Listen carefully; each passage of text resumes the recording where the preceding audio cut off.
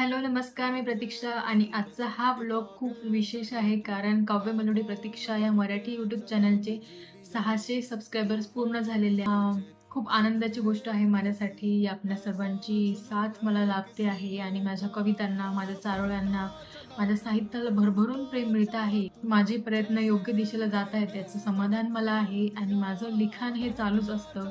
चारोळ्यांद्वारे, कवितांद्वारे मी YouTube चॅनलवर काही ना काहीतरी अपलोड करत असते आणि नुकतंच साहित्यिक स्मृतींचा उजाळा ही जी नवीन सिरीज मी चालू केलेली आहे, ह्याला सुद्धा उत्तम प्रतिसाद मिळतो आहे. प्रतिलिपी मराठीतर्फे 8 दिवसांपूर्वीच एक साहित्य सन्मानपत्र मला मिळालेलं आहे, 50 भागांची कथामालिका पूर्ण करण्यासाठी. तर या लिखाण क्षेत्रामध्ये अनेक वेळा चढ-उतार येतात, अनेक गोष्टी शिकायला मिळतात. तर मलाही तसेच काहीसे अनुभव येत असतात. रुद्रावंतीची कथामालिका लिहिताना खूप चढ-उतार जाणवला. कथामालिकेला पाहिजे तसा रिस्पॉन्स मिळत नव्हता. परंतु एक मनात जिद्द असते, की आपण जो प्रवास निवडला त्यावर आपल्याला चालायचं असतं. तर माझंही तसंच काहीसं मेहनतीवर विश्वास ठेवून मी माझं लिखाण कंटिन्यू ठेवलं आणि परिणाम त्याचे मला खूप पॉझिटिव्ह मिळाले. खूप छान वाटलं आणि कथामालिकेचे जवळपास 2,500 वाचक पूर्ण झालेले आहेत रुद्रावंतीचे. कारण कथामालिका थोडीशी वेगळ्या ट्रॅकवरची आहे.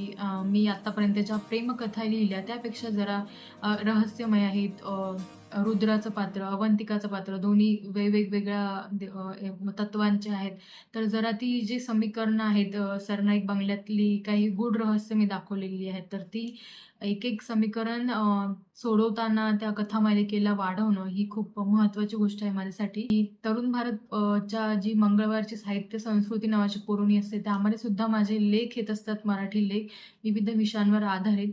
तर काही वाचक मला फोन करून त्यांच्या प्रतिक्रिया कळवतात. तर काही वाचक आवर्जून माझ्या लेखाची वाट बघतात. हे सुद्धा मला कळलं, की 1-2 फोन असेही आले होते, की तुमचे लेख इतक्यात प्रकाशित नाही झालेत. आम्ही वाट बघत आहोत तुमच्या लेखांची.